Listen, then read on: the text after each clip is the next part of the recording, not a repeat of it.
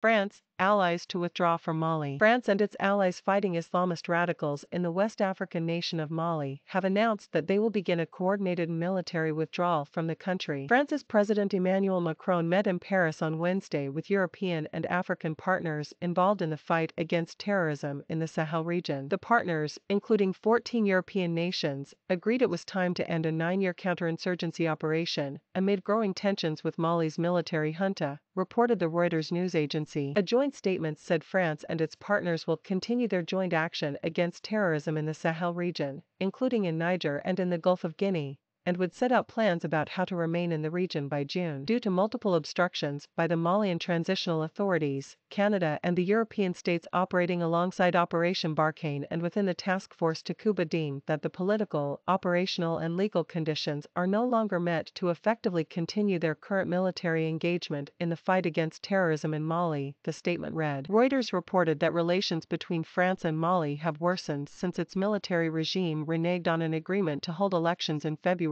and proposed remaining in power until 2025. It said Mali had utilized Russian private military freelancers, which some European countries have said is discordant with their operations there. The situation deteriorated further in recent weeks after the country's government expelled France's ambassador, noted the Politico news site. It said this prompted celebrations in the streets of the capital Bamako and protests against the presence of French troops. There are more than 3,500 French troops presently stationed in Mali, according to the Élysée. French governments have long argued that the operation was important for preventing jihadist threats in Europe, as well as for regional security, noted The Guardian. Macron insisted the withdrawal did not indicate a failure of the mission fighting against terrorism in the region. Speaking during a news conference after the meeting, Macron said, "The heart of this military operation will no longer be in Mali, but in Niger." When asked if the mission had failed, he said, "I completely reject this term." He added that the departure from Mali would take 4 to 6 months,